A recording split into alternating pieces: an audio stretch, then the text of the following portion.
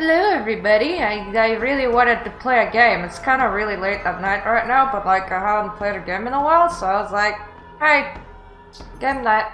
It's game night. It is reading a visual story. Yeah, story night. Hello Forest Fairy Burger.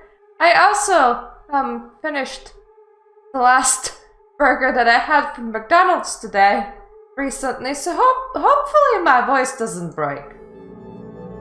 Also, you say hello, which is a bit funny because I'm in a cult server and people sometimes ride these waves of madness, and recently somebody came in and proclaimed that the new religion is E. Of course they were like shitposting and shit, but we all decided to play along, and there has just been like so much ease, and then you come in and go, hello! A few minutes after I wake up, I see a message slipped under the apartment's front door. Kadir?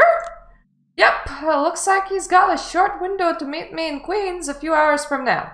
Bullet's point, a single suggestion. Get ready for action!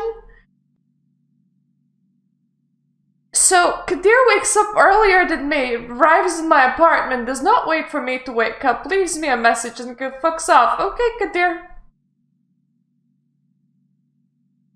It's the prophecy of E. You would be surprised just how many sub-religions were just declared by some random person having some sort of word or message from somewhere and just going, yep, the new time is the time of the will or the magi or things, and service now like the new time is of E. It is E. E. E's the E. It will pass. It's just some days you just gotta ride the waves of madness, because otherwise life would be very, very, very boring. Fine then, I will. Best way to do it would be to clear my mind. Just walk without thinking. Reset the framework. Some fresh air should do it. You don't breathe. Maybe a chance meeting with someone could get me out of this mental rut, let me look at the world from a different angle for a while, and improve my mood. Although when it comes to improving one's mood, nothing beats some crimson red pouring down my throat. That's a creepy image, thanks, game. I actually can't imagine speaking like that. Speaking of relaxation, nothing beats that black pouring down my throat. Coffee, by the way. We call it coffee. Or apparently black. Black works too. Not to mention, these cigarettes taste best with a full stomach. Eat a rock! Let's go!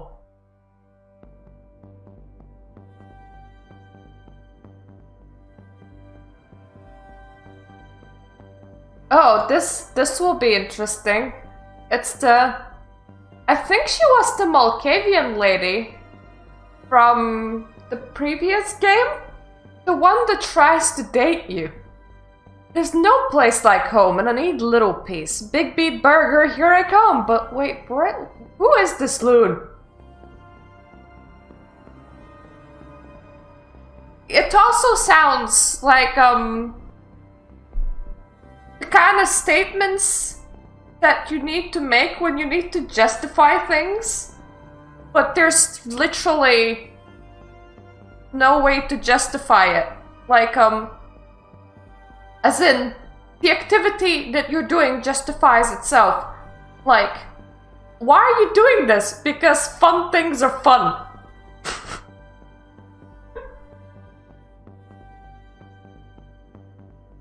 That sort of, it's just like, you know, black. It's black-colored black. And again, I find myself at the entrance to my sanctuary. Current vibe, not exactly an embodiment of Jove Bearer, but unburdened by my usual self-loathing. Okay, we're just gonna put up Google Auto-Translate so that it can read all of the dumb words for me.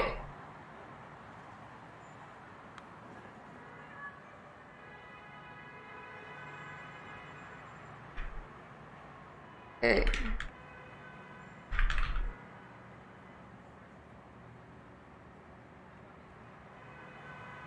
Gioia de vivere. There you go. Joie de vivre. That's with the French accent instead of a Latin one. Joie de vivre. Whatever they just said, we're translating everything from French because I can't speak this backwards language. What the hell is wrong with you? I am a Lithuanian and your words just... No. Yeah, enjoy your fucking life, for fuck's sake. All in all, a pretty decent frame of mind. Beware, big burger, something wicked this way cometh. And poof! Just like that, my mood is ruined. All it took was a single step through the door. Some swivel-eyed loon took my seat. Her legs are crossed over the table, dirty shoes staining my chipboard altar. You have a chipboard altar? Is that... What's a chipboard? Okay, now that's an English word, so that's just my brain failing me. Chipboard. Oh, it's like a plank thing. Like a... It's like a... It's like a planky table, I suppose. Planky table, we're gonna go with planky table. So if anyone wants an altar, I have one right there. I haven't moved it away from my chair yet. Just where I do my daily practices. I actually hit camera pretty spot on. That's amazing. Cool. But yeah, I moved my table closer to my chair when I do things because now I have a chair in here and everything. And today was especially hard for meditation because my cats decided to cry right outside my door, which when you're just trying to go and think nothing to relax, going it's just a really distracting noise to be hearing outside your door. Afterwards, I let the cat in and she was being very cuddly for a while, but still. Oh, come on. Her clothing style is obviously meant to look eccentric and patchwork, but comes off as tragically derelict. Stop judging other kindred, because that's not gonna work out really well for you, Sombra, that has the niceness of not crazy bee. Yes. There's nothing coincidental in her table choice, and it's not just because there's plenty of free spots tonight. She oogles me with those beady little eyes, staring me to come and try her. I bet her eyes are normal sized, I beg her pardon. I give the guy at the till, Benny, I think his name was, a quick glance. No response. Unsurprising, he's a veteran, he knows better than to get involved. Is this supposed to be a message? Long shot, but a reminder of the Camarill's watchful eye, maybe? Everything about this lady, her hairstyle, her mannerisms, lipstick smeared out and nowhere near her actual lips, screams lunatic. I'm not the type that fights tooth and nail to get the other bats out of her cave, but I'm not just gonna back down for no good reason either. I quietly take a seat right in front of her and wait. Yeah, crazy-haired weird old hag, I can be patient too. We spend the next 5 minutes in silence. She just sits there and glares at me without blinking once. And so do I, apparently.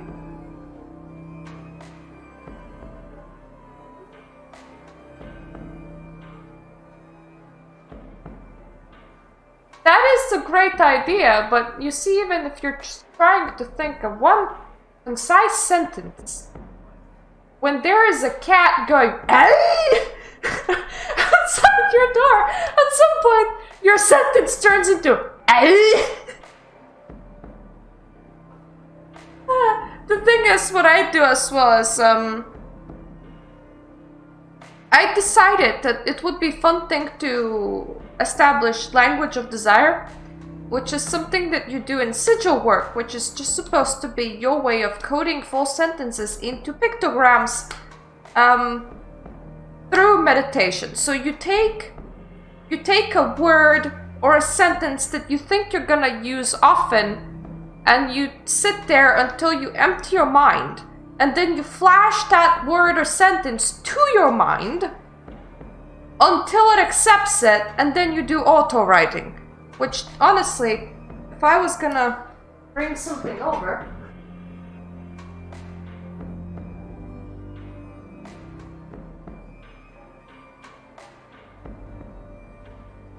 Yeah, why not? Let's bring the completed work, not the not the one where I actually scribble through auto writing.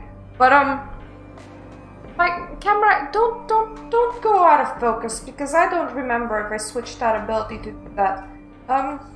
It actually my brain comes up with pretty cool things when I ain't looking, which is bloody amazing. I was so fascinated with this because I do like one concept a night, and it actually comes up.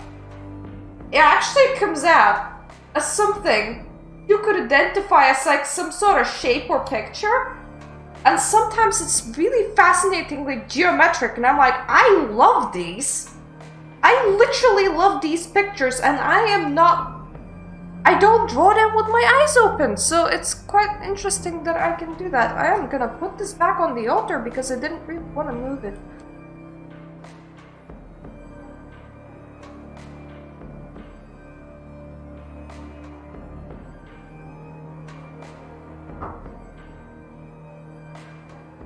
I also moved my altar into its proper place, away from my chair, next to my wall. It looks so nice and doesn't take up window space. So yes, we're staring.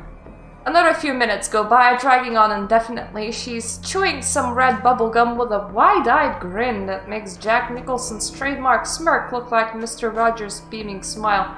Can you actually chew bubblegum like, Can you? I mean, isn't everything that not blood just kinda comes up? I mean, when you chew bubblegum, you're swallowing saliva with a taste. Doesn't that trigger the reflex?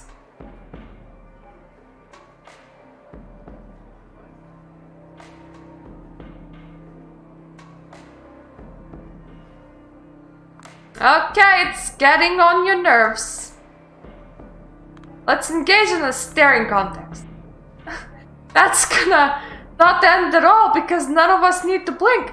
I gave her my most hateful stare, trying to make her look away like it's some pathetic preschool standoff. With every passing moment, I struggle more and more to focus on her eyes. It feels nauseating, kind of gazing into some ever-shifting Etcher-esque fractals. I don't know. It becomes so vertigo-inducing, I need to avert my eyes for a moment, losing the dumb competition as a result. I can barely suppress the urge to spit right in her stupid doodle-covered face. She uncrosses her legs in a strangely seductive motion. In her mind's eye, it's probably looked like Sharon Stone in Basic Instinct, but in reality it has all the grace of a tracksuit Slav squatting. Oh god, this fly! That's me! But I got the image, I got Boris. It's fine.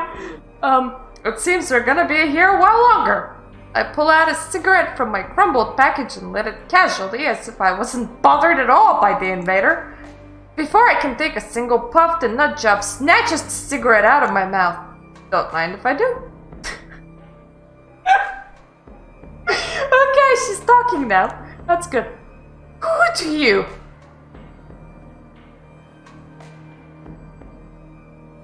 Ooh!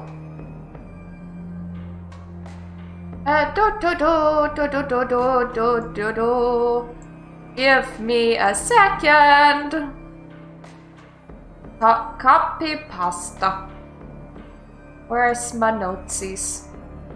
There's my notesies. Copy pasta. Good. Thank you. That book name has been saved. I will remember this. I will actually, because I mean, I just copy-pasted it off Twitch chat. She cuts me off mid-sentence. Shh, no talking. Need to get back to your happy place.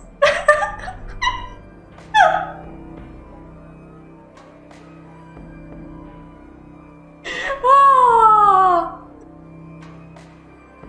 My what? I'm sorry. My happy place. My happy place. I tried to hold Dame Peters to rip her face off. She picks up after a few seconds. I don't like you. I don't hate you either. Not yet, at least. Sheesh, I'm a good judge of character, but yours still eludes me. I mean, I've been here for like a year and a half, probably. Get to the fucking point. She flicks the ash off the cigarette in a fluid motion, takes a long puff. No exhaling. Smoke comes out of her mouth while she speaks like her intestines caught on fire. Oh, that's another great image.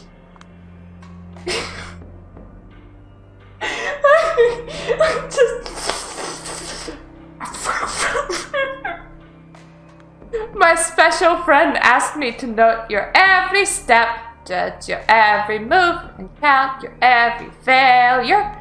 And believe me, when I started this job, I thought there would be a lot less counting.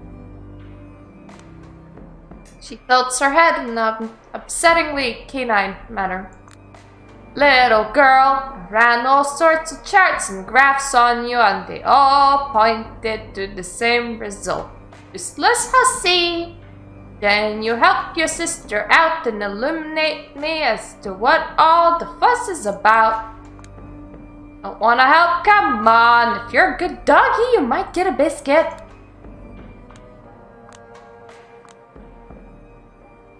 You wanna get nuts? Okay, let's get nuts.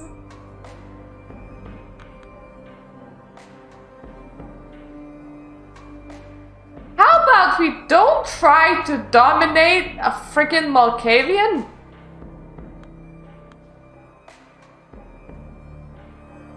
I mean, if they would retort with their own abilities, it would be dementate. And that's worse, so calm down. Truly Herculean effort, I restrain myself from smacking her hand aside and going for her throat, despite all the pleasantly violent images flashing in my mind. Push my fist so hard the skin gives into my fingernails, leaving the palm of my hand with just a little bit of blood. That loony bitch is clearly savoring the moment, until she's not. As soon as I manage to compose myself, she storms out without looking at me once. A loud slam announces both her departure and the necessity to repair the door for the 100th time or so.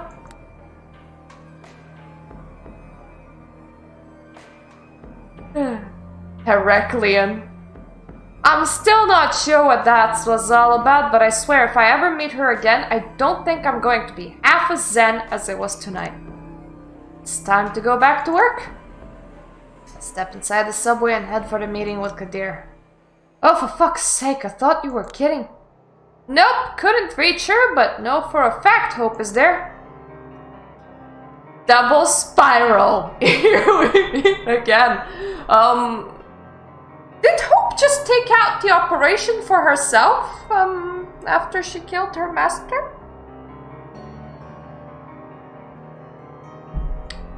Oh, so I have decided that my candlelight comes on. I have two pink ones. One smells less strong, one smells more strong. I forget which one is which. I alternate which ones I have right next to me at the table. This one is the stronger smelling one. I had the weaker smelling one in front of me for quite a while. Now it's resting on the altar. This room smells so nice all the time because I can do this because this is my room. Ha! And what is she doing there? At the same time, my husband's really enjoying being able to smoke indoors, so it's like each one of us picked a room. He picked the living room, I picked the second bedroom, and we all have a room, and we can make it smell however... Oh, god damn it, I blew the candle out. We can make it smell however we want. Though that makes it smell nice because now it's just smelling like a candle going out. There we go. Let me just put you away from my mouth where I might not accidentally blow you out. Don't want to do that. Understand she's the current leader of the company. Acting CEO exact. So yeah, she just usurped. She usurped that shit. Like a good slurpy slurp. Slurpy slurp usurp. No, you're pulling my leg. The company that brags about creating IT solutions of the future, always surrounded by rumors of monstrous workers' abuse, all sorts of ethical violations, trading information with governments, and ending the career of certain promising journalists and professional fuck-up who attempted to investigate them seriously. You might be able to ask her both professional and personal questions. 2 birds with 1 stone. Don't get it. Last time I checked, the company belonged to Kara Montgomery. I'm told she quietly took a sabbatical a few months ago. Sure looks like the kind of sabbatical you don't come back from. Final death? Very possible, but I have no idea. I remember I was shocked when I first learned that one of my nemesis back in my old life was a vampire all along. When I realized her position made her untouchable to me, I was beyond mad. Well, whatever happened, it couldn't happen to a nicer person. What about her brother, Jesse? You're asking me? Last I checked, you were the expert on this company. I just handled the basic intel for you, even though I shouldn't even really be here. Yeah, and I hope you realize I'm grateful. You better be. Kadir just... I feel like he's trying his damnedest to be threatening, but not succeeding. Anyone else have that vibe? Because I really... I really have that vibe. Oh, poor baby. So let's hope just another corporate shark. Well, she is the child of Carter. A theatrical pause. He smiles as he sees me wince. But very much unlike him, he took her in for her particular multifaceted talents related to the internet, knowing he's hopelessly behind the times in that regard. I hear she's been unruly, though. Unruly is good. I can work with unruly. So you're telling me she might not be a stuck-up startup bitch.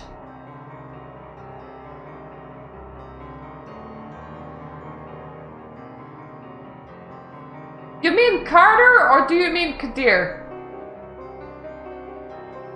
I mean, Kadir's a Toreador. It's kind of hard to be afraid of those. Even when they are the friggin' executioner, still a Toreador nonetheless. Language! As I told you a few times now, when it comes to the internet, just assume I haven't the slightest idea. I'm getting there myself. I haven't been able to check my email for 5 months. I have no idea what the kids at BBB are talking about most of the time. Oh my god, I might be getting old! Don't worry, the moment you realize you don't give a damn about most fads you would have cared about years ago is a liberating one. Been there, done that, at the beginning of the 20th century. Old! Wait, Kadir, are you the oldest kindred in the city? Because most of them got, like, embraced after or around World War II. If he had that realization at the beginning of the 20th century, Katir is one of the only ones that's over 100 years old, for fuck's sake. There's so few old ones around, because all of them left to fight in the Middle East and stuff. Anyway, you'll probably hear Hope's story straight from the horse's mouth. I don't have much time, so I'll get straight to the point. I'm just thinking about internet fads and trying to decide whether I am old or not. I have actively decided to stop engaging with that side of life as much as I can in order to preserve my sanity, because it's not the fads, it's the outrages. It's like the non-stop outrage machine that the internet is. And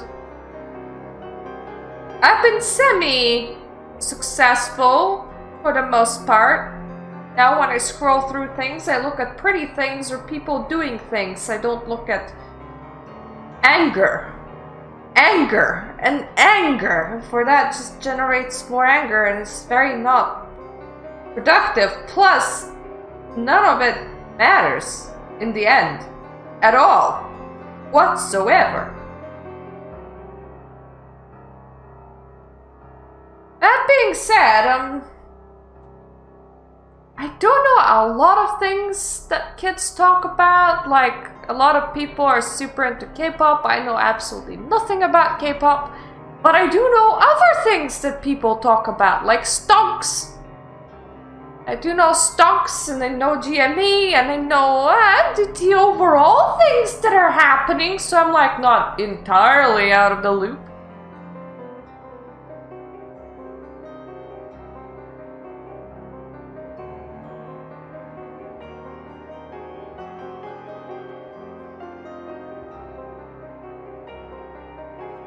Yeah.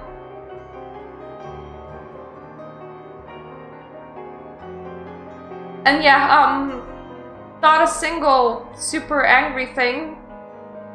Like, even in the gaming world, we have like, what, 3-4 outrages a week? We get outraged and then we move on. And then a lot of people try and cover the outrage. And I was like, I honestly do not have the emotional capacity to do this anymore. So I left, and now majority of what I interact with gaming is through the occult community's gaming Discord sub-channels, which honestly includes a lot of 20 to 60-year-olds. Like, oh, I'm not much of a gamer, but I did play some Minecraft this week, which is such a chill place to be. It is!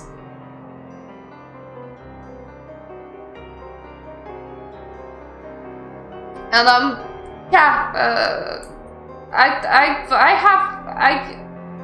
on Lore by Night Discord, and I engage in a lot of arguments about B5 because a lot of people are like, oh, you know, the Sabbat should be removed and stuff because they're really, really screwed. And I have to reiterate to people just how screwed Camarilla is right now. For one thing, Gangrel have completely moved. Premier were bombed, and are now in 3 separate groups. Everyone that's like older than a few hundred years old have left to fight in the Middle East, off screen. Majority of towns are run by bubbling idiot newborns.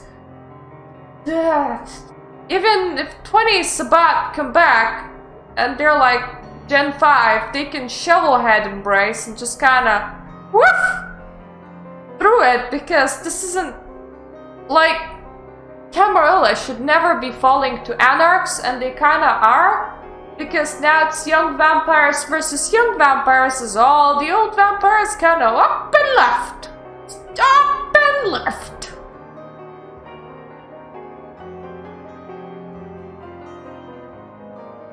Yeah, I agree that Gangrel are right, because they're not.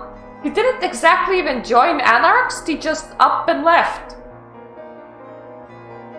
And yeah, I agree. And then there's Sombra that decided to do the idiot and go, we're gonna be in both sects. So, I don't actually hate the setup because it's not like the Middle East just up and erased everything.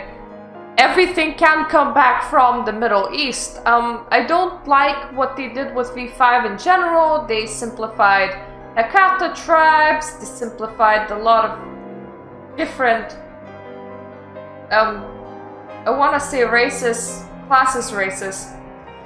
With, oh, it was too difficult for the player, and it's like, but it's like being presented with like 30 choices and having to pick one choice and learn about one choice. You don't need to know about all of them, you just need to know about one. And you go, oh, it's too difficult, can you just whittle it down to 5 choices for me? And then the people writing it, okay, everybody no longer get choices because you couldn't pick because you felt like there was too many things to pick from. That should never be the case. So I don't agree with a lot of things that they've done. But I do believe that there is plenty of ways to set up the story from the current point in the next iteration if they felt like it. By not just completely overwriting it. Because, I mean, the old vampires, they're still there. They're just in the Middle East, and Sabat can actually return pretty easily, considering that they also diablerized some things. And if nothing works out, Daddy Kane needs to just get off his God-fearing bum and go and make some more Generation 2s. He can do that. He can actually do that. Like, one person was just saying that, you know, oh, they couldn't make a new bloodline, and I was like, making a new bloodlines, well, in Vampire the Masquerade is super easy. Barely an inconvenience. Remember, you have a live Kane just kind of walking about, doing nothing, whistling the whistling tune. Hello, Jade! House is doing good. As you can see, I am in my own private room. And why we have a candle. I have an altar as well. Candle's not on the altar. This is my personal work candle that stays with me during the workday so that I can light it up whenever I want to. Which I probably do several times a day, honestly. I love candles. I love candles. Altar / work desk. I have a chair.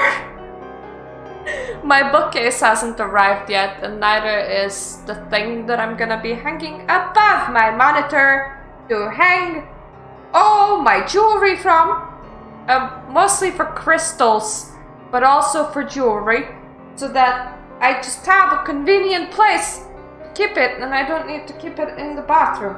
And I'm considering a mirror. I have a Alice in Wonderland poster somewhere that I should actually frame and put up someplace.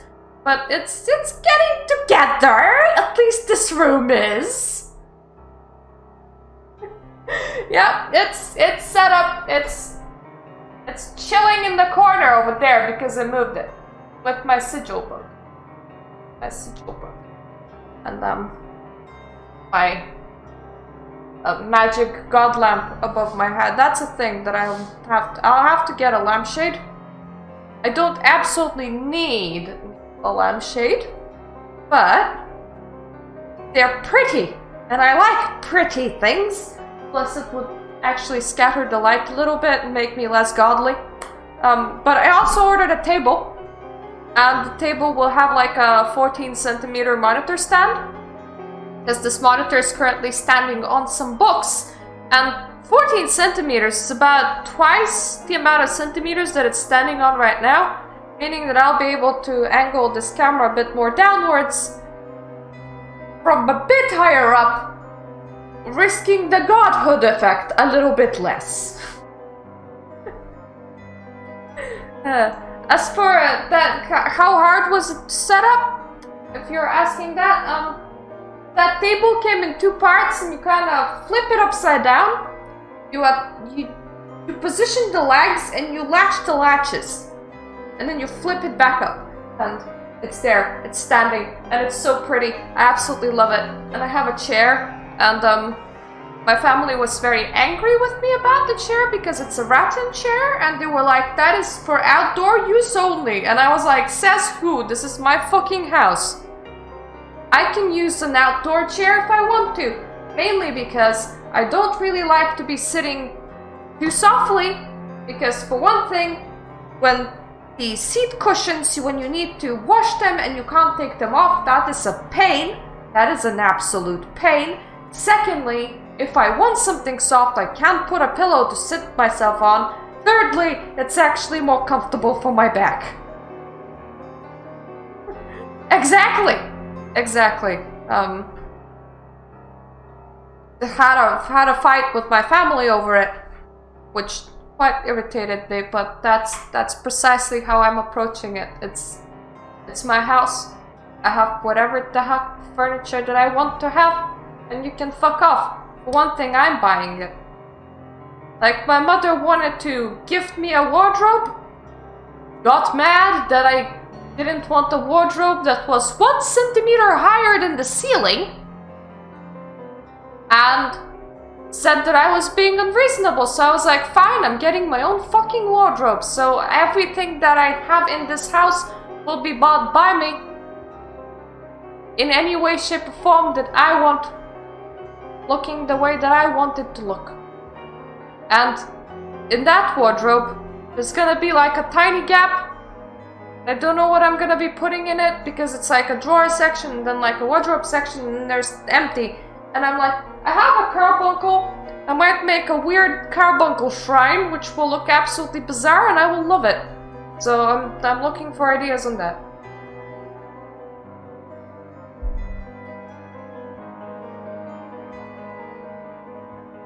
I suppose, yeah. And yeah, rattan is apparently outdoor furniture. Yeah, damn it, how dare you! I shouldn't be looking at anything in the main building, it's just the front, ignore it. What you want to do is use the elevators to get to the lowest floor of the building. Kadir, did you like give me an entrance pass something, or am I just gonna be trespassing into another vampire's territory? I'm probably trespassing, ain't I? I heard stories about the double spiral basement, but I have no idea what to make of them. Every source told me a different rumor. Did any of them tell you a rumor about an army of underground ghouls? No, but I'm all ears. Double Spiral employs an army of ghouls as a cheap workforce. They work and live underground, away from prying eyes, with lesser rights than regular kind employees. Perfect for business. Wow! I had profoundly low expectations of that company, but every time I learn something new about what's going on behind the scenes, I'm still surprised at the level of scumbaggery at play. I'll leave the moral judgments to you, expert. In any case, you need to reach the room number 507, where the CEO supposedly resides. And then, you'd hope to answer your questions. Speaking of, if you got any left for me, it's now or never. I'm needed at the art hole now. Okay, what's the security? Ah yes, good question. As far as I know, it's cameras, body heat sensors, and some electronic locks. Sounds like with some luck I might manage to infiltrate the building as nothing but a glitch in the system. Which might still provoke an investigation, so be careful. It's rare that our curses turn into blessings. When it seems they have, it's usually a trap. I will keep that in mind. And keep your eyes peeled for ghouls. Well, that's it for me. Arturo is pestering me to show up at the Elysium 5 minutes ago. Tell him I kindly suggest he should go fuck himself. Not in 1,000 years. Well, good luck with your mission, soldier. With a mocking salute, he disappears inside a car and drives away. Oh, Kadir's such a honey. He's legitimately like that father that we never had. No wonder I wanted to adopt him and wrap him in the blanket previous game. I am so happy that his mood is improving. And all he needed was angsty teen emo La Sombra. Well, we're not teen, but we're sure as hell acting like one. Okay, there are two approaches to pick from. If I force my way in and assert my authority bad cop style, that should make an impression. Bad bitch coming in with the entire court behind her back, bluffing her way to victory. Sneaking in and politely asking for cooperation seems like the less disruptive, more me option, but it's not like being me has taken me anywhere so far. Hi, King Dog! I'm glad that you made it. Hi, I can't miss myself though, but yay!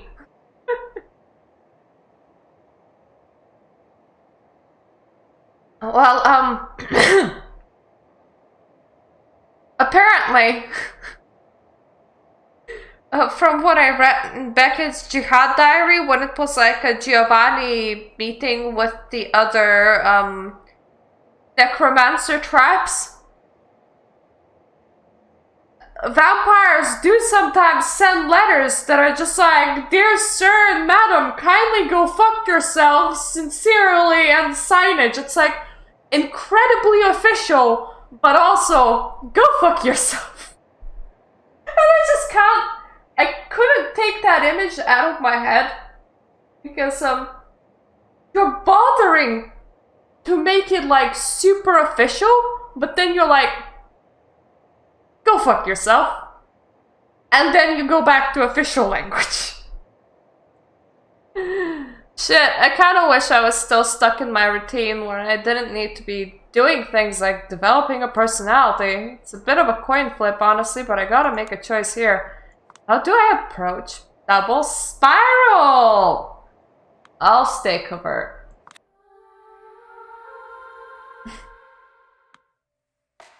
Yeah, all the pleasantries were observed, but kindly go fuck yourself. Being aggressive is not me. I don't even want to think about the headaches I would have to deal with. The less disruptive I am, the better the chance they won't get pissed off at me, and I do need hope to be cooperative. This good cop approach should pay off eventually. Alright, let's do this. I cloak myself in shadows and let my instinct take over. Oh no! Oh no! Oh, I don't want to hear La Sombra say that, then this is apparently the sneaky route. It's just... Well, I summoned the void! And I let the instinct take over! And then I climb out of the void like 10 minutes later and the whole room's dead, and I'm like... Damn it! The lobby isn't well lit, so it's not hard to get behind the lone security guard. He does notice something is wrong with the security cameras and hits the display a few times, but once he's done, I'm already inside an emergency staircase and making the descent. The doors to the deepest floor are locked, but it takes just a bit of brute force. And I'm inside! Hello, Double Spiral? Thought you wouldn't see me again, huh? Assholes. I look around and find an emergency evacuation map. Bullseye! Looks like all the information I need is here. Here it is, room 507. Someone comes around. It's like one of Hope's nerdy ghouls is here to sniff around, and I'm already in the shadows. Slink away as she starts patrolling the corridor, checking if everything is okay. Cameras, body heat sensors, electronic locks, still I'm managing. I remain cautious, just like Kadir would want me to do, but it's surprisingly easy for me to avoid security. Progressing through room 507 is far easier than expected, especially whenever you approach to a electronically locked door. The door malfunctions, aka unlocks. I do like how there's like a whole shadows just like walking past and then things just whirling past as well.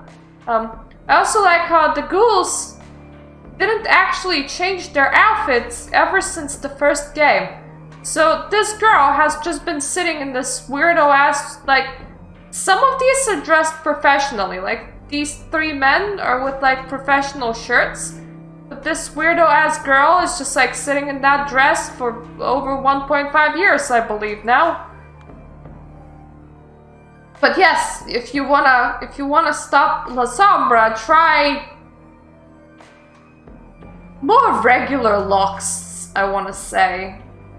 But if your door has... If your other... It depends on their generation, really, because if your other room has shadows that they can peer through and then teleport to, then you're fucked either way.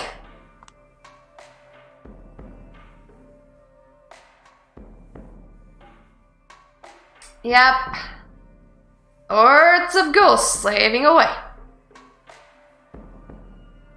And they're staring at their screens, so keep on sneaking. Aside from the fact that she still seems to be on my trail, only slowed by the fact she's thorough in her search, I better pick up the pace. There it is, the final corridor, time to announce myself. Slowly walk to the end of the corridor. There it is, room 507. And... Hey! Ooh! It glitched into the image of our actual face for very few seconds. Which means that whoever is recording this is really valuable for any La Sombra because emotional value could pause the recording when our image is not fucked up. Screen grab that and print it out, and we would probably be very thankful. The door looks harder to take care of than other ones in the place. Probably won't be able to take care of it the same way I did with others. Door to the office of the current double spiral CEO. Fucking company. Get pissed off, but I'm trying to control it. There's a camera by the door. If she knows what to look for, she can probably see I'm here on the screen. Honey! I don't know what to look for, but I can see that you're there on the screen. I mean, you're still sorta human. But just to make sure, I knock on the door. Help, I'm a Camarilla detective and I will need you to answer some questions. Help, I know you're in there. Open the door. I will not leave you until you do. I'm here on the behalf of Sheriff of New York City. Hope? After a minute or so, a voice rings out of the intercom. This thing on? I guess it is. Alright, I get your message loud and clear. I'll meet you in the offices. I'll be right there. Looks like you made it past poor Nastya. Get back to the offices and keep her company. She's probably beyond pissed off about you eluding her grasp, but don't make it a big deal, okay? Thank you for your cooperation. I'll be right there. What's up? Ooh! Okay, eating the previous Malkavian that was working here did wonders for your dress style. I love it. Goes well with your tattoos. And your hair is slicked back. Oh. Did you integrate her soul? Like, you didn't just like digest it, right? You probably integrated it a bit. Is that what happened? Like, you inherited some of her dress styles, so you both kind of cooperated on the outfit? Loving the upgrade, though. On the one hand, clothes you could reasonably expect to find in any CEO's wardrobe. On the other, body covered in tattoos, flashy jewelry, dyed hair, and wild makeup. The thought that she might be yet another CEO playing as the nonconformist crosses my mind, but she strikes me as someone who's more than happy to live in her own little bubble. Aren't we all? Still, I won't be fooled. She is the boss of Double Spiral. How did you find me? Sheriff Kadir Al-Asmai did. You would have to ask him. Got a new cigarette without thinking. Can't smoke in here, lady. Just let her. Don't treat me like I'm your enemy. I come in peace. Deep, relaxing drag. So when did you realize I was here? Right at the start. It was a momentary laser malfunction. Lasted a second or two. Hadn't tripped an alarm, but I guessed something was off. That's it. Hunches have gotten me every job I've ever had. Hunches saved my life every time I got into a messy situation. These days, the reality is too complicated to rely on anything else. Oh god, I hate the fact that this sentence hits home. I really do. Hunches is not a great way of operating inside society, because if we all went by our hunches, the moon might be made out of cheese. That being said, the current society where media is just full of angles that they want to portray, she is not entirely wrong to say that hunches is the way that we do operate. So she's not wrong. Not wrong, she's just not right either. Hi. Can't find a better head of security than our Nastia, and her hunches are main reason why. They're like a sixth sense. Don't I know you from somewhere? Don't know, a club maybe? Yeah, last year, soon after I was embraced, I visited that one club in the refurbished warehouse and you were there. You got a memorable aura. Yeah, I DJ and help out there from time to time. Gotta show my face if I want to make it big. Why don't you focus on that? Following that career path doesn't exactly seem compatible with being head of security for Double Spiral, and not just because the necessary skill sets are so different. Working at Double Spiral provides a lot of benefit to someone who relies on the internet for promotion, lady. Slow aging is just a nice perk. Lovely chat, girls, but I would love it if you saved it for later. I'm CEO now, I have a lot of duties I must pretend to handle. Pretending to handle duties is tight.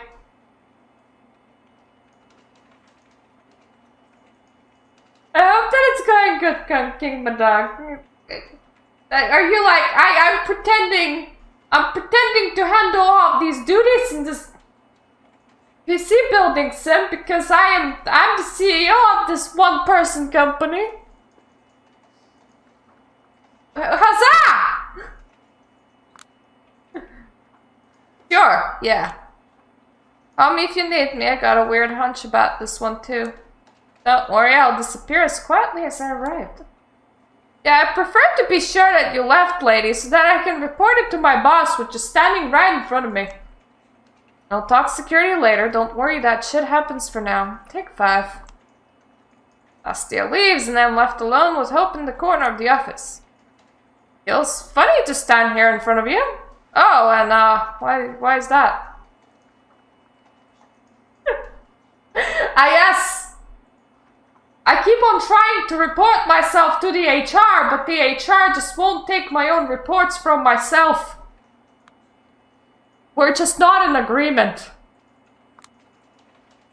You people had me fired from my job before I was embraced. Ah, I see. Or that Savinsky girl from Lodestar. Yeah. Somehow I never put 2 and 2 together. So you're the La Sombra rep for this city now, huh?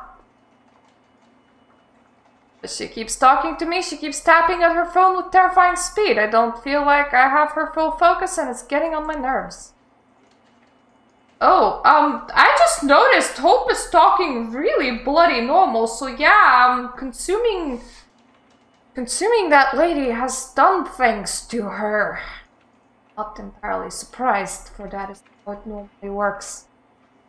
So you know, I have no idea why you've taken Kara Montgomery's place, and I doubt you would tell me, but the bitch deserves to burn in hell. Oh yeah, she does. Wait, did you just admit? Hold your horses. No. Jesus, this is why normal CEO pay for PR people to talk to them. I only agreed that she's a horrible person in every way that counts. Nothing more. Does she know that that's what you think of her? Why did she let you take her position in the first place? What? I will just cut through the bullshit, okay, Miss Lodestar? I guess this is about Jesse and Kara covering his creepy ass. You spent months on this case and you would like some closure. Pretty much. Well, here's your closure. Dubber Sparrow has severed practically all ties with them. They don't work here, they get no company money, they probably won't ever show up here again. Company's not their circus anymore, and the workers are not their monkeys. I'm in charge now, so yeah, if there's anything you would like from me, I'm all ears. It wasn't just Jesse and his sister. The company has ingrained structures of abuse and immoral. I've ordered internal investigations and audits. Everyone related to those illicit activities was disciplined. Legal actions, firings, and rebukes, all depending on the severity of the misdemeanors. I don't have a stomach for all that creepy corporate shit, so I'm trying to steer the ship in the right direction. Don't know what else I can tell you. For fuck's sake. No matter how I look at it, it seems like she's done everything I hope to achieve. Montgomery clan is over. The queen bitch, a symbol of everything that's wrong with tech CEOs, is gone. Jesse, the perverted and embezzling son of a bitch, is gone. I should be glad, so why is there a sinking pit in my stomach? Probably because Hope ate Kara. And what we're talking with seems like a combination of the two. Because the Hope that I know be talking through multiple personalities of hers and not this straightforward. If I never knew Hope, this wouldn't give me heebie-jeebies, but I do know Hope, so I'm just a tiny bit on edge. Doesn't feel right. Doesn't feel right. Probably not, but hey, look at this company like the mafias and gangster movies. You don't really win by dismantling one, another one will just as quickly take its place. You can only win by ensuring the organization gets the best possible leader, so in Double Sparrow's case, the best you can go for, no pun intended, is me.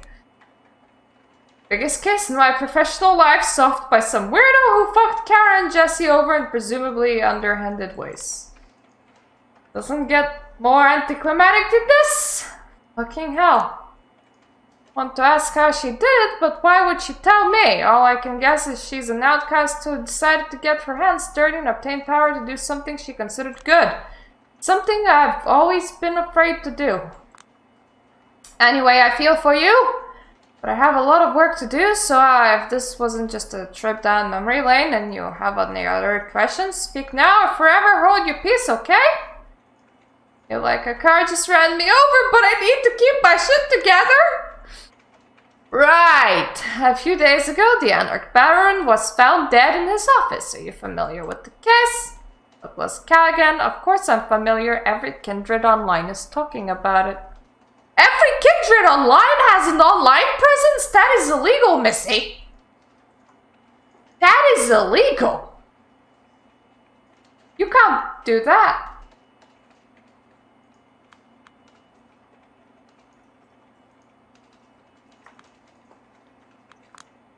And what are they saying?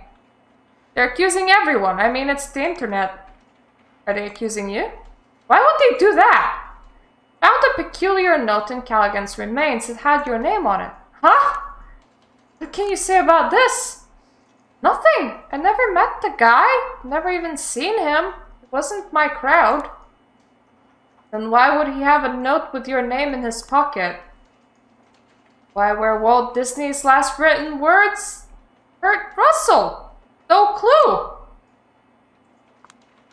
Well, the note actually contained 3 other names and nothing else. Agathon, D'Angelo, Tamika. Ring any bells now? Yeah, it kinda does actually. It's a short list of promising unaffiliated kindred that were making the rounds in New York a few months ago, in case anyone needed a hero for hire. Didn't know Callaghan had it. I know Sophie Langley did, as well as a new Primogen. Not sure about the Anarchs. Who would have prepared the list? Well, could have been Sophie? Did Sophie have, like, did she get the list or did she prepare it? That's the question. One of the local information brokers. Good, but telling pause. Anonymous. How anonymous?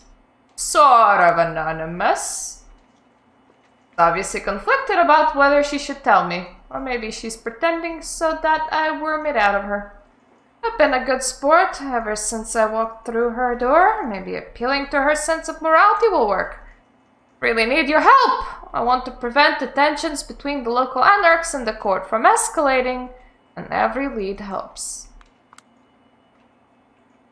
She briefly considers her options and gives up. It's my sire, Carter van der Weyden. Ooh. Ooh. Uh-huh. Oh. Uh-huh. The list was prepared by Carter. The thing is, Carter acts like super sane, but he's super insane. And he puts everyone on the edge because he appears sane. And in his sanity, you know that something is really wrong with him. He's brokering information. Everyone knows becoming the Prince of New York is his ultimate goal and that he wants to make friends in all the high places. Sharing useful intel is a pretty effective way to achieve that. You're telling me that he, a Malkavian Primogen, sold the list to a Nanarch Baron. Sure looks like it. Why would he suggest his own child to somebody? Have a person on the inside. Just another way to further his information web.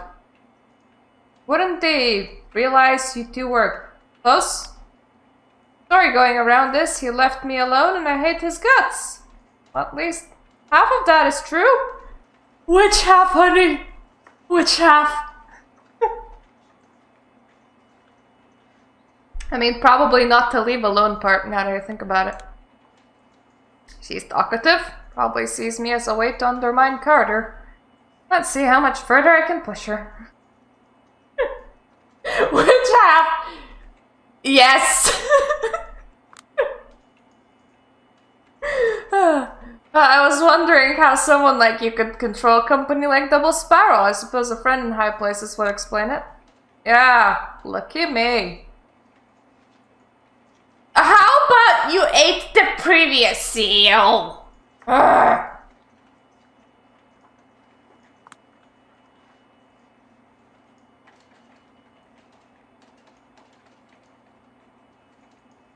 Not happy about being a boss? A boss, huh? Oh, this one is moving. So moving. I feel like her outfit kind of changed though. I swear it did. But I do like her shoes. Do you remember the Y2K era internet? Jesus, I barely remember the internet at all. My people can't really use it. But yeah, I guess I sort of remember forums, GeoCities, browser wars, all those handmade amateurish web pages. It was a golden age. Everyone was welcome to freely express their creativity and sessions in this abstract new frontier. No formulated rules, every site was a distinct new universe to explore. You know, as a kid, for some reason I kept saving every web page that moved or changed me in some way. Don't even know why I did it, but today a folder with these is one of my greatest treasures. Fast forward to today, I'm the boss of a company that has one overreaching goal. Steer the online narrative in every possible way that benefits the Camarilla. And because the online world is so fucked right now, I can do it using only 5 web pages or so. Every day I deploy thousands of believable sock puppets to force some belief onto the masses. Right now they're being managed by these ghouls. Soon they will be partially managed by AI. Basically an all-American version of the Chinese 50-cent party. Pattern of public opinion guidance. Ever since I was a teen, I've pretended to be different people online for fun. Aping the posting patterns of others was something I turned out to be horrifyingly good at.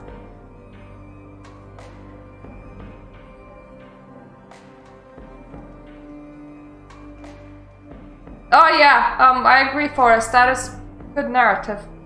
I became even better at it after the embrace. Something about the voice of Malkav in my head. After several years, I became a one-person internet empire. Could impersonate anyone. Humble florist from Chattanooga who strives to share positive energy with their audience using photos of beautiful bouquets, motivational quotes, and the occasional office gift. Single mom from Brighton who reckons all those trans women must be bonkers and spends seemingly every waking moment of her life having a row with anyone who disagrees. A 19-year-old kid from Utah who keeps posting Y2K 3D renders of poorly proportioned, scantily clad ladies and telling his audience to remember what they took from you. Somehow this talent got me here, where it's no longer fun but work. Work I usually entrust to one of these ghouls because of all my duties. I want that before my entire fucking mind gets monetized. But Carter won't have that, so I'll keep doing my best for both him and Double Spiral's investors.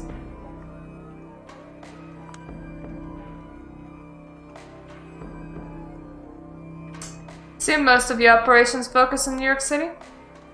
A lot of them, yeah. How do you imitate a New Yorker voice with these sock puppet accounts?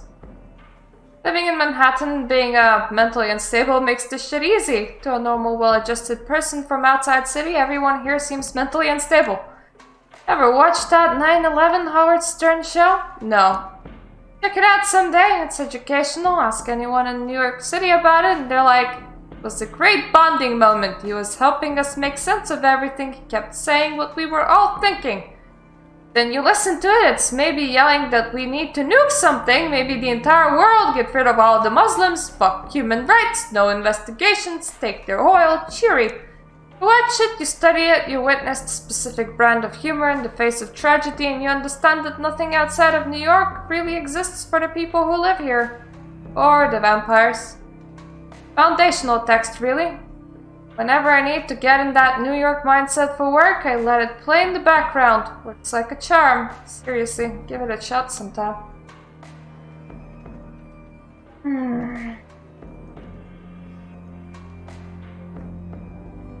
Poor Hope.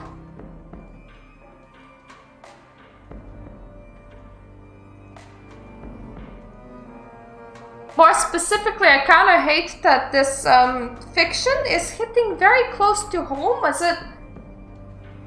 it's actually, it's one of those things that can hit close to home without referencing home in its entirety, and I'm gonna give them a lot of props for that. Because what do people do when they try and make a story current? They add a known person here and there, they add the president. They love adding American presidents into games. They love making fun out of American presidents in games. What happens to their work when you do that? It ages really poorly. That's what happens. You don't... The big people figures don't make up the year. They don't. This narrative about internet narrative control does reflect a lot of what the current big media is even having a lot of shit over. They're getting sued by countries for being actively able to select what they believe be the truth and to be not the truth, to a point where they actually censored, I think it was a Polish government page, like Twitter took that down, and then Polish government, I'm pretty sure, was all like, yeah, you will need to pay us a fine every single time when you censor something that is not illegal in our country. And that's the issue. A lot of the internet is ran by, as Hope said, like 5 websites, and all of them are American. And some are kind of bought by China, and some will gladly sell your info. Like Facebook will gladly sell your info to absolutely anyone and everyone that asks. Facebook also loves running emotional experiments. They can manipulate you emotionally, and so can Twitter, and it's the whole outrage thing. It's the whole outrage thing that's just continuously going on and on and on right now. At some point they're gonna learn that getting people desensitized to outrage to a point where they're constantly outraged is probably not a healthy individual doth make. To a point where you will probably have some uprisings at some point just from the pure aggression seeping from the internet. People keep on getting outraged about every single little thing, but on top of that, they have now decided to control specifically what is true or not, meaning that this narrative is actually paralleling real life a lot closely than it might want it to, but at the same time, in a whole different way, for they're not doing it directly through Twitter admins, they're doing it through an army of believable bot people. Like, you know, K-pop stans in real world. Like, when you see a hashtag trending and it's not one that K-pop stans like, and they overrun the hashtag with K-pop videos, like that. So, whoa. Props for writing a story that hits home, but at the same time will likely not age too badly.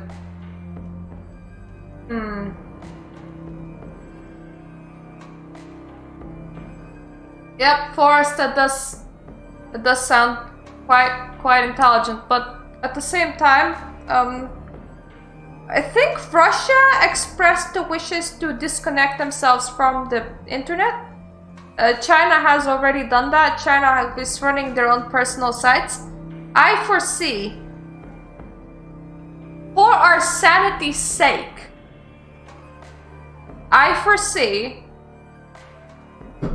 Europe splitting off from America when it comes to the internet.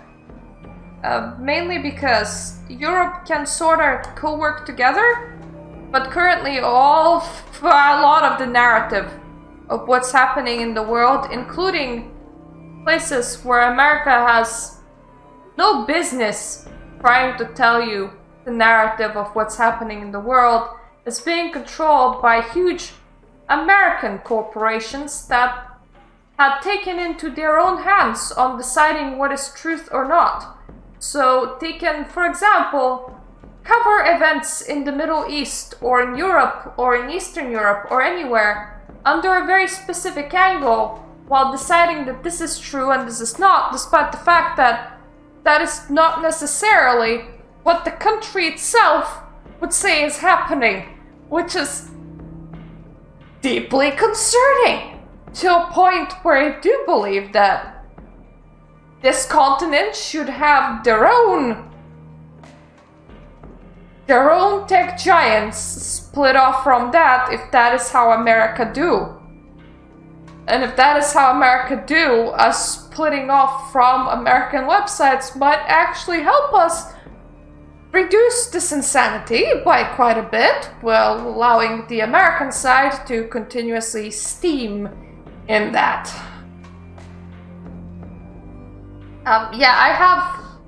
I have access to both English and Lithuanian media. Lithuanian media is actually really funny because a lot of the times when like big things happen in the West, Lithuanian media completely misses it.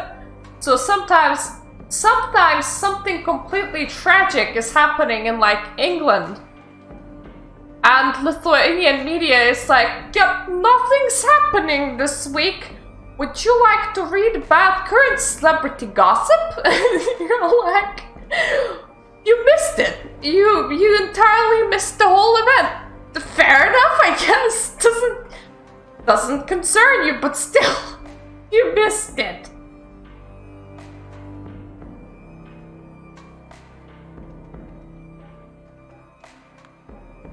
Someday I might. For now, I think I will confront Van der Weyden with what you've told me. Yeah, I imagine, Forrest. I imagine. Each one of these would have their own very, very specific things. Or is it what you haven't told me? What's the story? Me? Of course I haven't told you anything. Such a good investigator, you figured it out by yourself. And if he asks, just tell him Kaiser sold you the info. That should do the trick. I see. Thank you. What for? I did nothing. Let Nastia show you out. And if you don't know Van der Weiden's address, just ask her. Thank you, Hope. Hope was like really nice. Oh, hey, look, it's the La Sombra moon, the one that makes me really dizzy if I stare at it for too long. Actually, okay.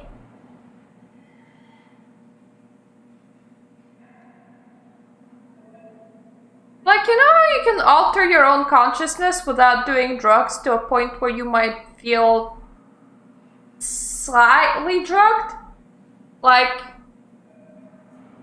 through meditation and chanting and nice candles and stuff. After you can get yourself to a point where you're like energized and dizzy and giggity, and sometimes you see images in your head, and heck, people astral project like that, and effectively that is like inducing a trip onto yourself. Well, these images do something. I think it's the fact that it just keeps on looping on this moon gif, and I am so inclined to just, and the fact that there's like moving bitty bobs in the background, and I'm just so inclined to like stare at this, because I feel like if you just stare at this for long enough, you might actually trip out. And hey, when images have that power on you, you're like, I better continue staring. Speaking of tripping out, I had the most surreal dream, and I really wish that I had more of these, because I couldn't tell reality from non-reality. Effectively, it was a very, very mundane dream. I dreamt that my husband's alarm went off an hour earlier than it should have. And it was a very short dream, because he set my phone to go off at 6 a.m. because his phone was not working. I dreamt that his phone went off at 5 a.m. and I was trying to wake him, and I was trying to tell him that his alarm was ringing, but the words out of my mouth no sense he make. So I kind of upset that I didn't write it down, because it was probably sentences of some sort that I don't remember. But I said something, and it didn't sound remotely what I was trying to say. And then I woke up. I woke up from the dream, and it was 5 a.m. And the real alarm is in an hour. And my brain just did that does not compute moment where you're like, did I dream an alarm? Mainly because an alarm is not the kind of... It's like, okay, if you dreamt that you like jumped from the window and you flew, and you looked at the clock and it was 5 a.m. and you woke up and it was 5 a.m., you would be like, feasibly couldn't have happened. But if you dreamt that an alarm went off, and it was 5 a.m., and you woke up and it was 5 a.m., feasibly that could have happened. And that threw me out so much that I was like, I need to Google that. But that just threw me out so much that I was like, that's pretty trippy, man. I don't mind this at all. I don't mind it. Well, I definitely don't have it, but I was dreaming it. I was apparently dreaming aphasia, so... as you can see, I can actually formulate sentences just fine. But it's the point where reality merges into a dream, and you're like, this is so trippy that it's actually not a bad experience, especially considering how mundane and non-nightmarish it was. But I appreciate the ability to experience the whoa, bro, regardless. So yeah, trippy moon, huh? Ooh! I don't think I've ever was in Wonder Viaden's office. This is high up. It looks like it's kinda cold. It looks like it would feel freezing. Why is that place... Why is the sky red? That moon's huge, bro. I like how there's a tiny bit of purple in here, like that room is just bleeding purple out. No need, no need. I'll be happy to assist your investigation in whatever way I can, Miss Savinsky.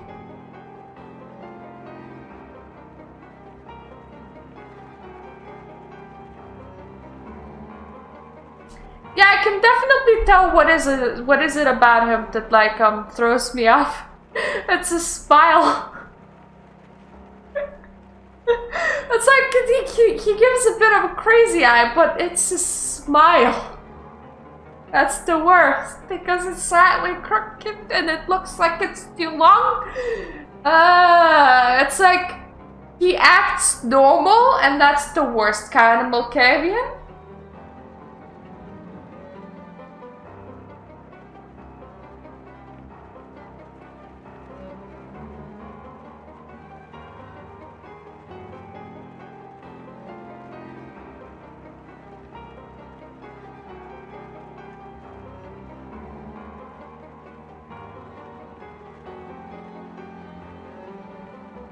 Well, the thing is, the alarm dream was not meaningful. It's just literally a Wilbur moment. It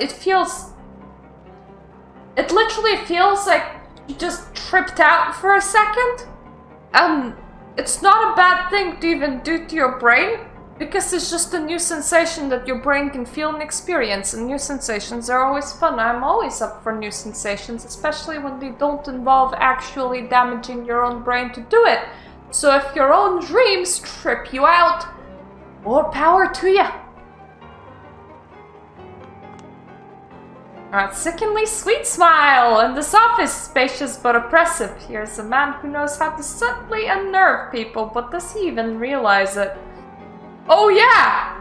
Actually, now that I mention it, now that you mention it, there's 2 chairs and a giant slab desk, and not much else. I'm sure the presence of the esteemed Addison Payne will guarantee I'm totally transparent. Am I right, Addison? Oh.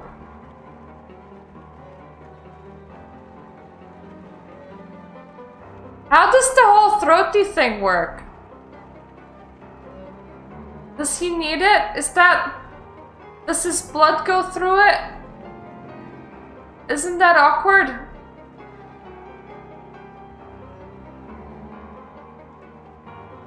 That must be really awkward and uncomfortable.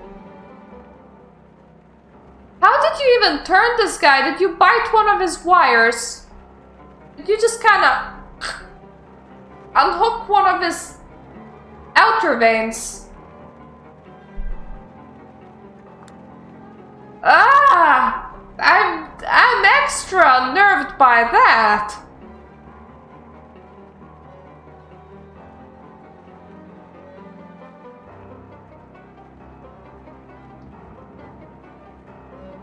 It would be, yeah.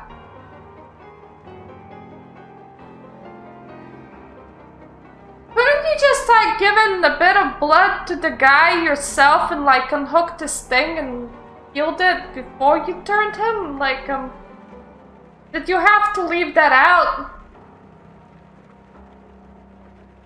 Looks like I've interrupted a friendly meeting. In the far corner of the room I spot glasses of blood and 2 spittoons. Vices and follies of the rich. Sure, I'm not wasting your time. Not at all. Busy as I might be. Can't say I'm not curious about the findings in the case. How do you speak through your servant? Yes, my thoughts exactly. So, how are you handling your newfound responsibilities? I'm managing. I'll start by asking the obvious. Where were you the night Douglas Kagan met his untimely demise? Hear that, Addison? I might be suspected of foul play. Exciting, isn't it? Oh, exciting! Oh no! Carter, no antics, please. Just answer the question. Of course, well, I was right here, just like I told Prince Panhard. As much as I love to celebrate my power, sometimes wants to have to celebrate the amount of work piling up on their desk. So your alibi is you were right here. Do I always hold that cross? Does it burn me? Do I have to hold it? Is that why I hold it? Is that just what I prefer doing? Holding my cross? Isn't that awkward? Isn't standing like this all the time awkward? Alibi! Ah, yes, I suppose. Can anyone back up your story? Well, I did make a few business-related phone calls as I was working, so there's that. That doesn't really answer my question, does it? Miss Savensky, this right here is my private little fortress. A space specifically designed to make me focus. Don't really let people in to break that focus. Aside from occasional esteemed guests, just yourselves of course, and a few wonderful Mexican women responsible for the cleaning duties.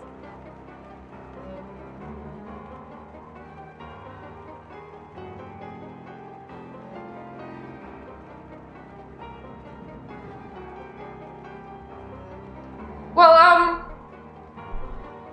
Forrest, the way that they define it in V5 is that any disability that you have during the embrace, you continue having it. So, if you wanna fuck somebody up, break their hands and legs and then embrace them, and it will be forever broken. Like, they physically won't be able to heal it, which is really messed up.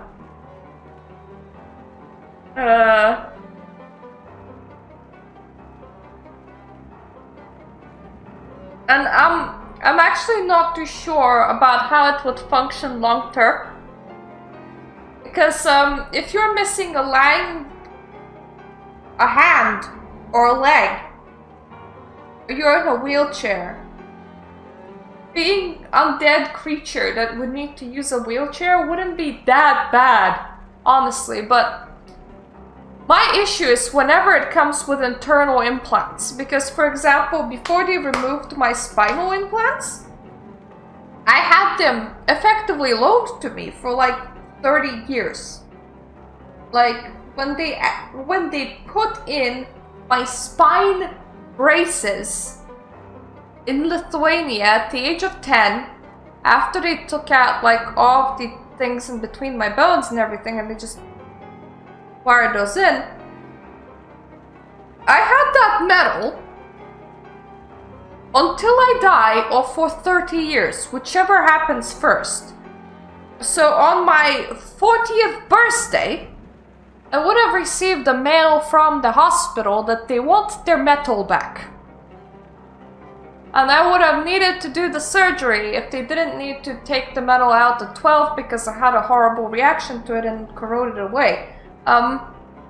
So, for one thing,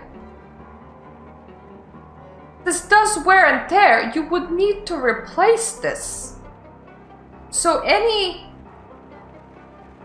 even with like internal parts like that, even if let's say that it doesn't wear as much because, well, you're a corpse, you would still need to replace it, and it bothers me more than it should. So you don't have an alibi. I suppose, but why would that matter? Because I found something that belongs to you on the victim's person. Pardon me? Took the words right out of my mouth. We're not talking a murder weapon or something of that caliber, of course. No, it was a short list of 4 names, an affiliated kindred whose services could be useful to anyone interested in toppling the current power balance in New York. Tamika Hope, D'Angelo Agathon. Excuse me, Miss Savinsky, but I'm afraid I don't follow. How is that something that belongs to me? I have it on good authority that it's a short list you've been shopping around to anyone interested here in New York, be it the Camarilla or Anarchs. Addison tenses up and his host is not happy about it. This is just preposterous. I'm calling your bluff right here, miss. No, the bluff is coming right now. Mr. Wonderweiden, if you want to voice concerns about this information I have, how about you voice them to Kaiser, not me? Addison turns to Wonderweiden, clenching his lips and gripping his wheelchair arms tightly. For a brief moment, the ever-present smile of Wonderweiden's face goes missing, and the expression that replaces it reminds me of a horrifying void. Like a sneak peek into what really goes on in his soul. He quickly collects himself, but the image is burned into my retinas.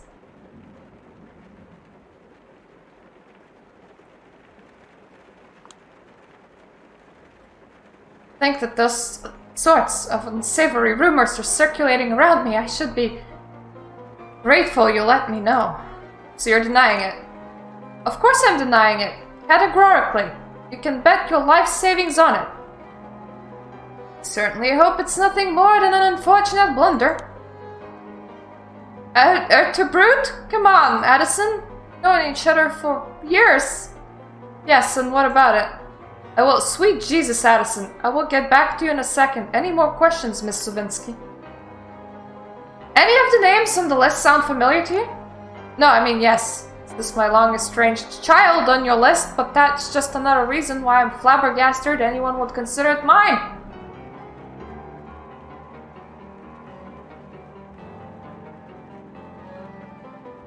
Well, I mean, if your artificial heart valve broke, you would probably have a hole in your undead heart, which, considering that a stake through the heart paralyzes you, I am questioning just how badly that would impact your ability to move.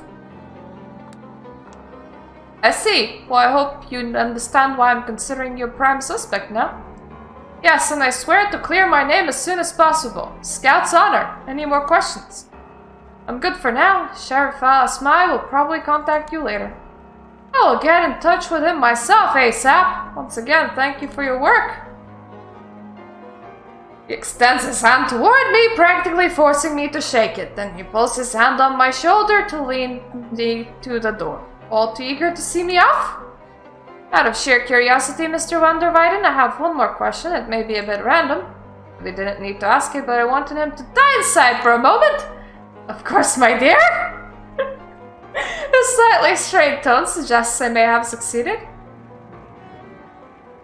You seem like the kind of person who couldn't live outside of New York. By chance, have you listened to Howard Stern's talk show after the World Trade Center fell? A tad unsure, but once again carefully controlled chuckle escapes his mouth. Geez, that is random, but well, New York born and raised, just like you said, of course I did. Your opinion? Same as everyone else, it was the spiritual guidance we need that day coming from the unlikeliest of places, a visceral response that verbalized everything we felt, a beautiful moment of unity. Not that I'm into lowbrow jokes about Pamela Anderson and the typical shock value the show tended to offer, but as far as I'm concerned, Howard did an indispensable thing that day. Why are you asking? No particular reason. I thought it might give me some insight into what kind of person you are. Well, that's the kind of person I am, just your average New Yorker.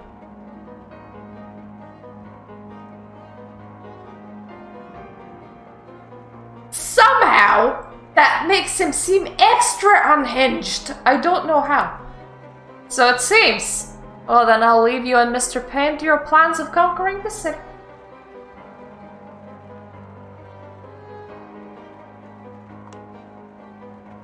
Conquering the... Now that's spicy. Addison, I love this girl. She's gonna go far, I'm telling you. She's got that spunk, that glint in her eye. I feel like you're gonna send assassins on my doorstep the next day after, actually. Ah. Goodbye, Miss Savinsky. I wish you a pleasant respite and a swift success in your investigation. Good night. I make it a point to bow to Addison's servant. Not the man himself, doubt he even noticed, but at least these invisible displays of rebellion make me feel a little better about myself. Alright, the faster I leave, the better. Julia? Father? How are you holding up? I'm fine. stumbling around and hoping for a miracle to happen, like always. No better place to ask for a miracle than behind these gates, you know. So I hear. As I pass him the report about Eiling and Agathon, look around, but Benoit is nowhere to be seen. Yeah, we're gonna ignore that. I sent Benoit away because I wanted to talk to you about him. I knew it. Placate him? How, exactly? Benoit won't accept anything less than me joining a convent. He's like a worried parent. A basic gesture here and there, showing up in church from time to time and pretending to listen, get him off your case. I mean, I've been through the song and dance before with my own worried parents when I was a teenager, wandering in the forest until mass was over, not even being able to smoke because they pick up the scent. Not the best moments of my life, you know, and a part of the reason I'm distancing myself from them. I don't need this fake energy in my life, and I honestly am weirded out by you even asking me to lie. Not asking you to lie, Julia. Let me ask you this way. Are you a spiritual person? Yes, I am, kinda. Always was! Suddenly being able to see ghosts did not change a thing. It's mostly because seeing the world as purely material seemed boring to me somehow. You are, and you were raised Catholic, so can't you find a way to express that spirituality in our church?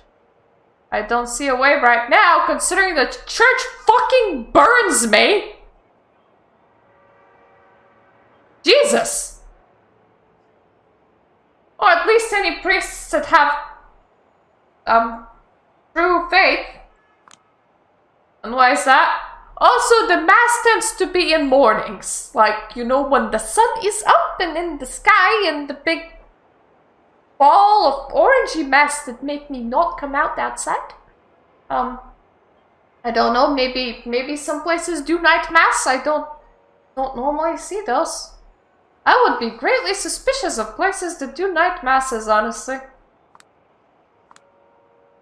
Too many people who would think my soul needs to be saved because I live with a woman, for starters. I don't know, there's a lot of reasons. Like the sin of drinking blood every other night, or feeling some primal fear whenever I walk by a clergyman whose faith seems to actually be genuine. That one sounds like an excuse about your relationship with God, not other people. In theory, but back in the old country, I've heard my share of my homilies that felt like complete condemnations of my kind, and none that would condemn hate toward people like me.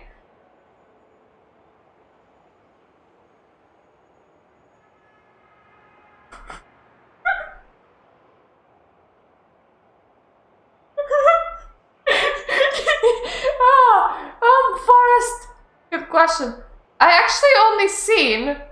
For some reason, I only seen people ask that question about what would happen if you have an immune disease. And the answer is because a vampire cannot get sick. You would have that fixed for you, but not as a ghoul.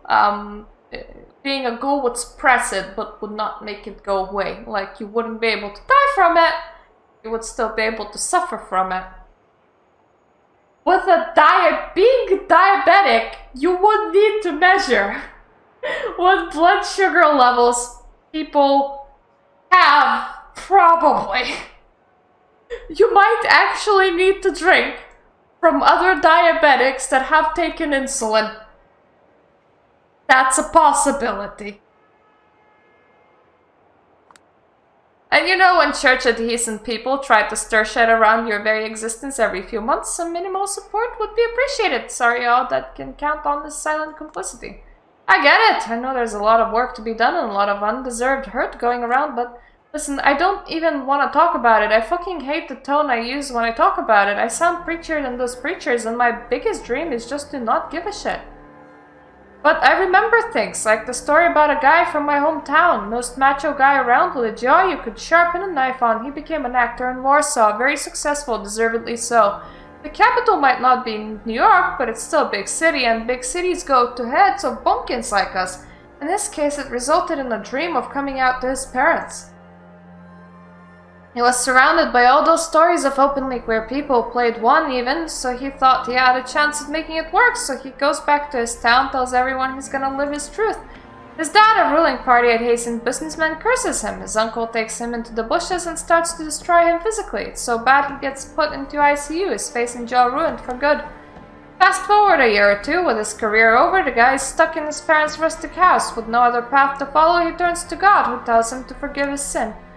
Everything is fine again. Angelic choirs sing of divine mercy, and a kind-looking priest talks about protecting our families. A man sits in the front row of the church, a disfigured smile on his face. That story alone didn't drive me away. One time when I saw how blissful he was, I could swear he was actually able to hear God whispering to him. He looked like a saint. Fucked me up so bad I left.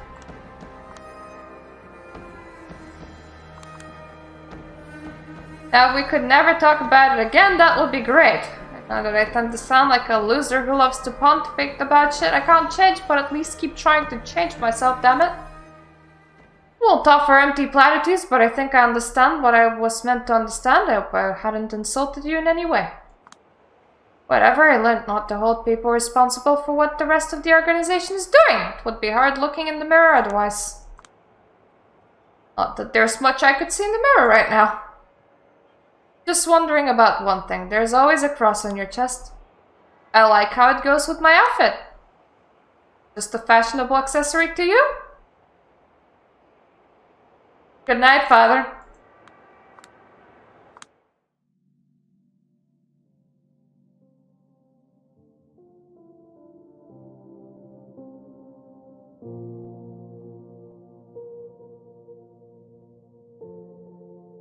You know, I wouldn't necessarily say that being religious is a bad thing. I've seen a lot of people take a lot of strength from their religions and their interpretation of religious.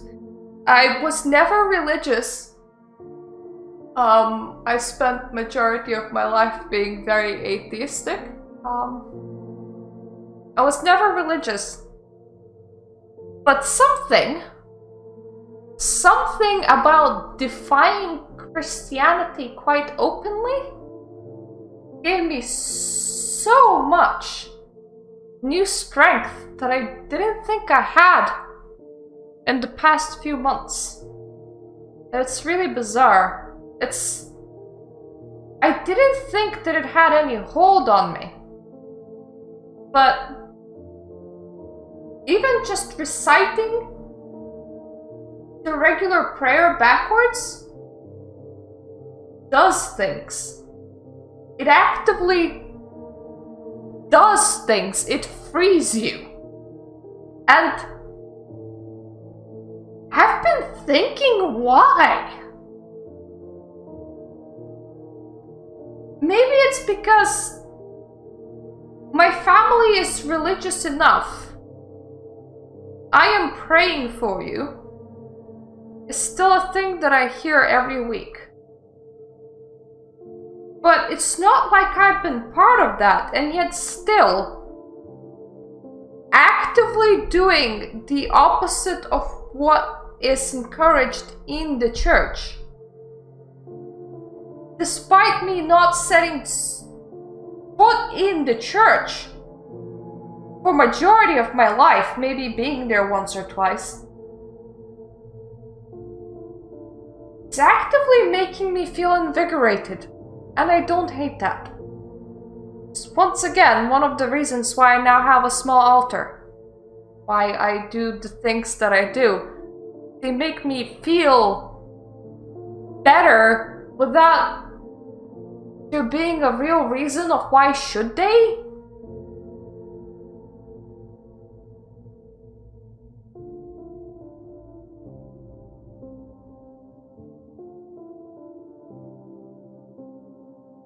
What's the Odyssey?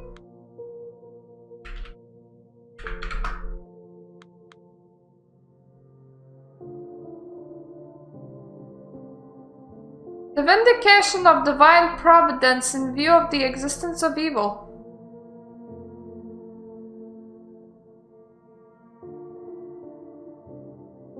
Oh, yeah, the thing. the thing.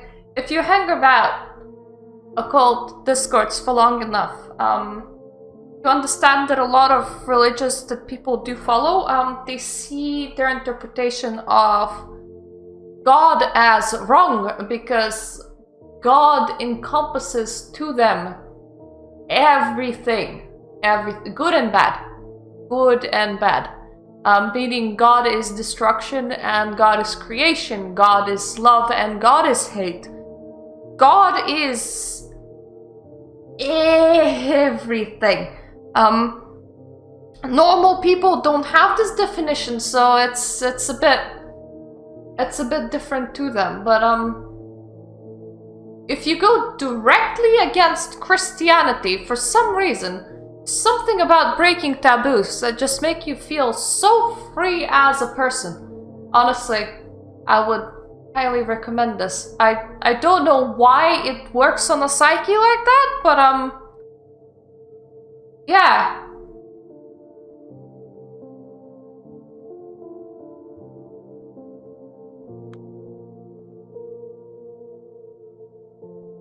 Well, just from reading the Bible, things that Christian God does is not necessarily good. And not always good. I mean, you wouldn't flood the whole planet because you got upset about a city.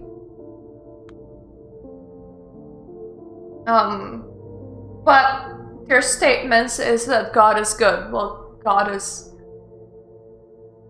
not good or bad. God is everything, including good and bad. Or you go the Greek way, in which their gods are highly flawed, which actually made Greeks feel better about themselves. It made it feel like it was okay to make mistakes and learn from them because not even their gods were perfect. Their gods had human flaws, and they as humans were flawed. It was like a match made in heaven.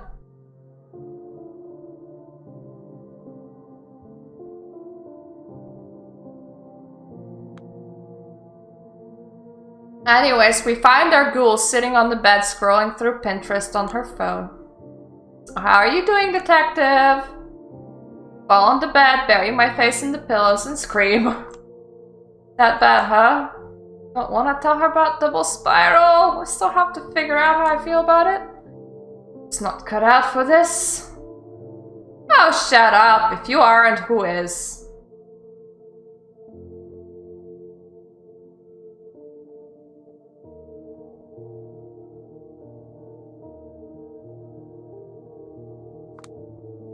Sherlock Holmes, Hercule Poirot, Columbo, Mads Mikkelsen's boyfriend from Hannibal. Whatever his name was, I don't know, someone who can actually put two and two together. Can't fool me into believing you're incompetent, you dumbass. I've read your articles, don't pretend you suddenly forgot how to do your job. Haven't, but I've got no evidence, no witnesses, no promising leads, nothing. I just stumble around assuming things, talking big. Blah.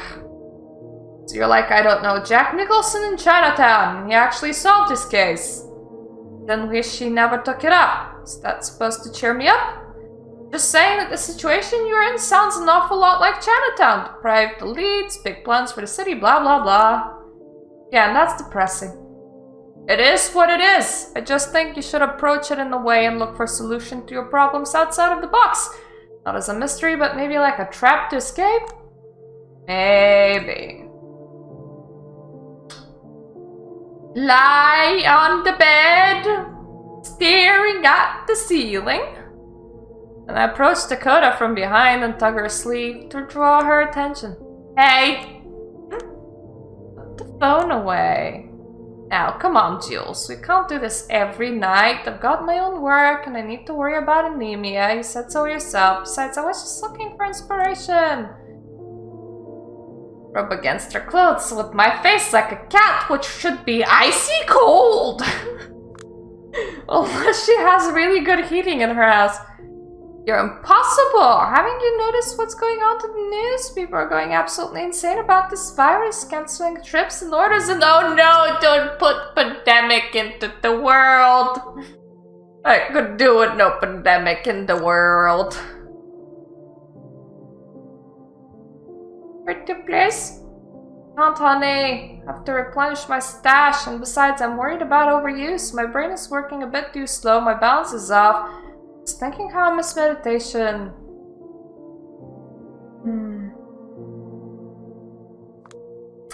Let's try a final push. Bite her ear and whisper in it. No drugs tonight, let's do this raw.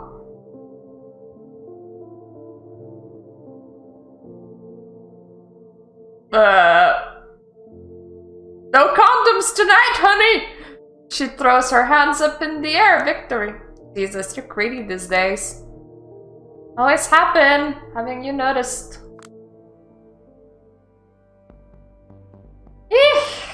And that's where we stop for tonight, folks. For once again, tomorrow I have work and job is awaiting me.